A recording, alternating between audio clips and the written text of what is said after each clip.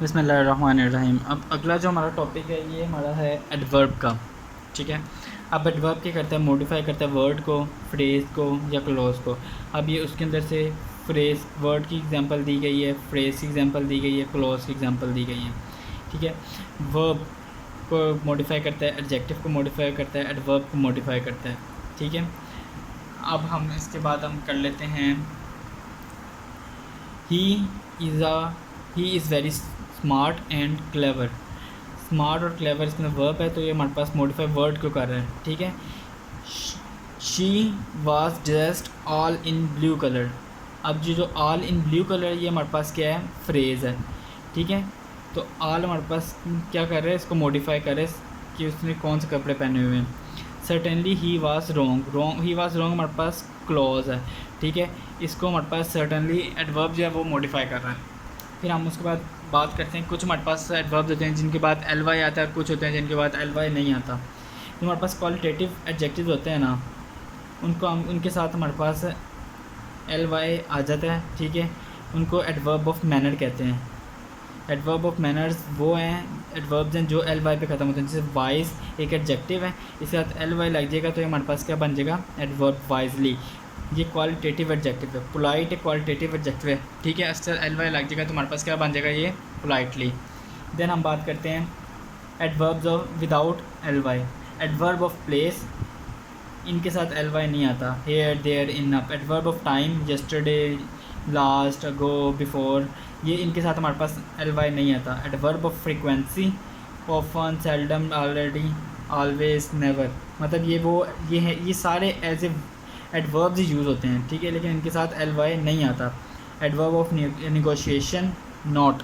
ठीक है, उसके बाद आता है adverb of manner without L Y. अब हमने यहाँ पे पढ़े थे एडवर्ब ऑफ मैनर्स। ठीक है, जो एल वाई पे ख़त्म होते हैं, मतलब क्वालिटेटिव एडजेक्टिव्स हैं। ठीक है, जो कि एल वाई पे ख़त्म हो जाते हैं। ठीक है, उनको कहते हैं एडवर्ब्स, और ये एडवर्ब्स ऑफ मैनर के तौर पे यूज़ हैं। लेकिन हमारे पास कुछ ऐसे एडवर्ब्स ऑफ मैनर्स हैं, ठीक है, जो एल वाई पे ख़त्म नहीं होते, जिनमें तीन मोस्ट इंपॉर्टेंट है, फास्ट, हार्ड और डायरेक्ट। ये तीनों बहुत इंपॉर्टेंट है। पेपर के अंदर मेजॉरिटी टाइम ये फास्ट का यूज़ होता है। ठीक हो गया। फिर उसके बाद हम बात करते हैं verbs of senses plus adverb without L Y. हमारे पास जब senses verb of senses use होंगे ना, उसके बाद जो हमारे पास एडवर्ब यूज़ होगा उसके अंदर हम एल वाई यूज़ नहीं करेंगे। ठीक है, जैसे दीज फ्लावर्स स्मेल स्वीट या स्वीटली। स्मेल हमारे पास वर्ब ऑफ सेंस है, इसके बाद हम एडवर्ब यूज़ करेंगे, लेकिन उसके साथ हमारे पास एल वाई नहीं आएगा। चिल्ड्रन वर रनिंग फास्ट, ठीक है, विदाउट एल वाई वाला मैनर। ठीक है, एडवर्ब है। वी वर वर्किंग हार्डली नहीं होगा, वी वर वर्किंग हार्ड। ये हार्ड जो एडवर्ब भी है, लेकिन विदाउट एल वाई वाला। ठीक है, मतलब ये तीन बेसिक आपको याद होना चाहिए कि एडवर्ब और मैनर के अंदर कौन से तीन ऐसे हैं जो एल वाई के बगैर ख़त्म होते हैं। ये आप कुछ रूल्स दिए हुए हैं, अब इन रूल्स को एज इट ना रट्टा मारना, याद करना है। ये आ जाते होते हैं पंक्चुएशन के हिसाब से ना, हमारे पास एग्ज़ाम के अंदर ना इसके अंदर आ जाते होते हैं एमसीक्यूज़। अब कंजंक्टिव एडवर्ब्स पहले भी आपको बताया था कि दो क्लॉजेज या दो डिफरेंट आइडियाज़ को जोड़ने के लिए होते हैं, जैसे how ever, therefore, nevertheless, nevertheless, nonetheless, moreover. ठीक हो गया। अब इसके अंदर ये हमारे पास कंडीशन दी हुई हैं। अगर सेंटेंस ख़त्म हो गए तो उसके बाद हम कंजंक्टिव एडवर्ब्स यूज़ करेंगे, देन कॉमा यूज़ करेंगे, देन उसके बाद अगला सेंटेंस लिखेंगे, क्योंकि ये कंजंक्टिव एडवर्ब उस सेंटेंस को मॉडिफाई कर रहा होगा। John did not study, then full stop, sentence complete हो गया है। उसके बाद अगर हम यूज़ कर रहे हैं कंजंक्टिव एडवर्ब्स कंसिक्वेंटली, देन हम कॉमा यूज़ करेंगे। He failed the test. अगला है कंजंक्टिव एडवर्ब्स प्लस क्लॉज।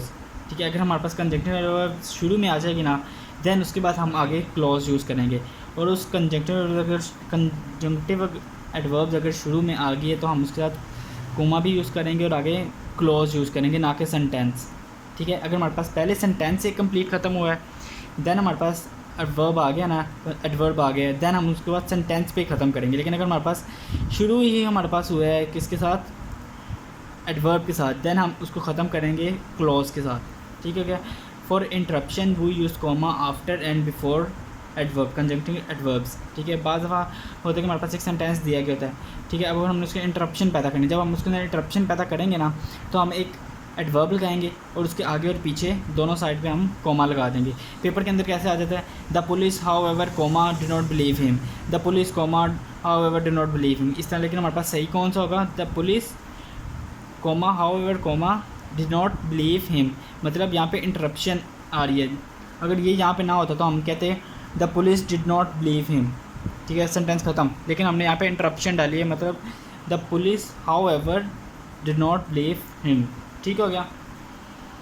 उसके बाद हम कहते हैं use of colon, semicolon and comma, ठीक है। अब दो इंडिपेंडेंट क्लॉजेज़ हैं, उनके दरमियान में एडवर्ब आएगा, ठीक है। पहली इंडिपेंडेंट क्लॉज के बाद सेमी कोलन आएगा, फिर एडवर्ब के बाद कोमा, देन अगली इंडिपेंडेंट क्लॉज आएगी।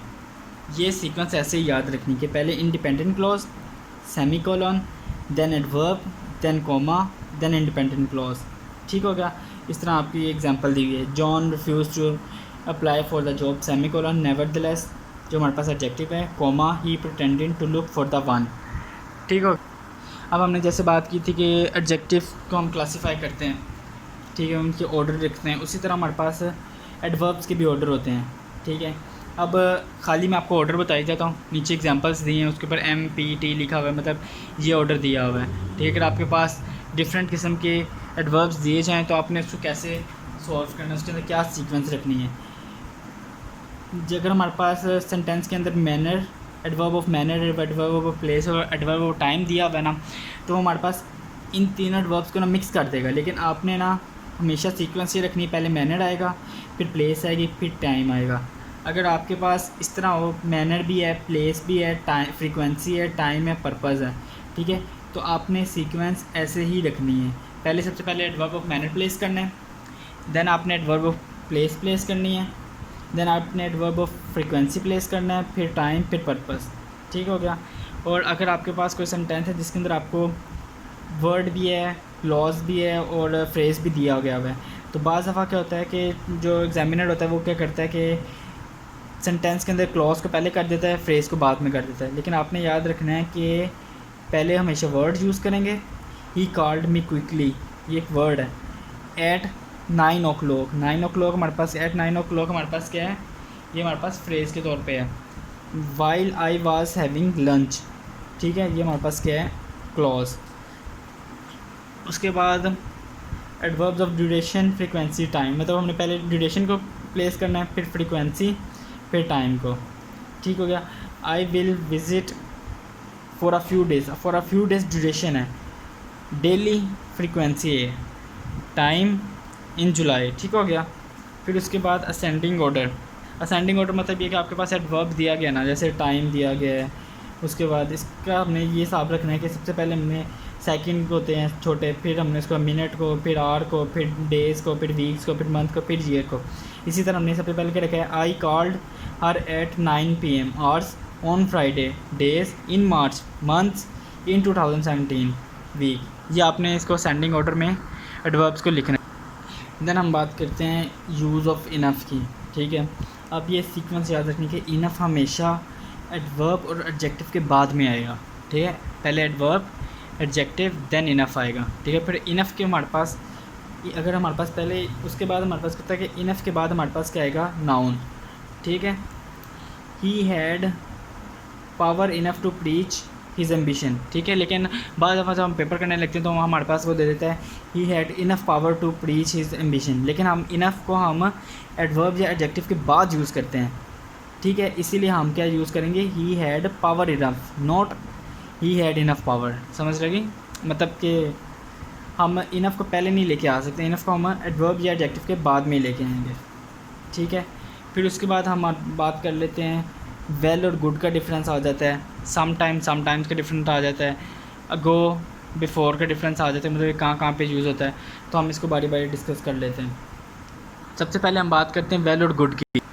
अब जो हमारे पास वेल है ना, ये हमारे पास एडजेक्टिव के तौर पे भी यूज़ हो सकता है और एडवर्ब के तौर, ये मतलब एडजेक्टिव के तौर पे भी यूज़ हो सकता है और एडवर्ब के तौर पे भी यूज़ हो सकता है। जब हम वेल को एज ए एडजेक्टिव यूज़ करेंगे ना, तो उसका मतलब होगा एक इन गुड हेल्थ, मतलब अच्छी सेहत में। आई फेल्ट गुड नहीं आएगा, आई फेल्ट वेल आएगा, ठीक है भैया।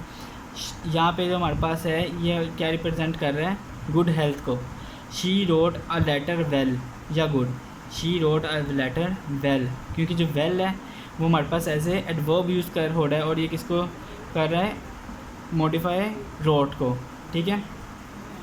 अब you are a good player, good या वेल प्लेयर हम यहाँ पे यूज़ करेंगे गुड। गुड हम यहाँ पे यूज़ इसलिए करेंगे क्योंकि गुड हमारे पास एज ए एडजेक्टिव यूज़ हो रहा है, लेकिन हमारे पास जो वेल है वो एडजेक्टिव भी यूज़ हो सकता है और एडवर्ब भी यूज़ हो सकता है।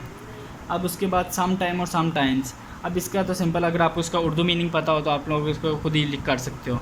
सम टाइम हम यूज़ करते हैं एट अ टाइम, कभी, मतलब किसी एक टाइम के लिए कभी, और sometimes now and then में कभी कभी के लिए यूज़ करते हैं। I will see you some time, मैं तुम्हें कभी देखूँगा, ठीक है, ये इसका आपने देख लेना है। अब उसके बाद क्या है, अगो और बिफ़ोर। अगो हम यूज़ करते हैं पीरियड ऑफ टाइम के लिए, बिफ़ोर हम यूज़ करते हैं पॉइंट इन टाइम, ठीक है। अब देखो ज़रा, you called me 5 minutes ago, ठीक है। अभी देखो पीरियड ऑफ टाइम 5 मिनट्स जो है ना, ये हमारे पास एक पीरियड है, ठीक है, इसीलिए हमने यहाँ पे अगो यूज़ किया है। अब इधर देखो बिफ़ोर द डॉक्टर केम, अब द डॉक्टर केम जो है ना वो हमारे पास पॉइंट ऑफ टाइम है, मतलब इस टाइम पे वो डॉक्टर आया था, इसीलिए हमने यहाँ पे बिफ़ोर यूज़ किया। यहाँ पे हमारे पास कोई पीरियड नहीं है, यहाँ पे हमारे पास जनरल बात की है कि टाइम के इस हिस्से में डॉक्टर आया उससे पहले, तो हम यहाँ पे बिफ़ोर यूज़ करेंगे।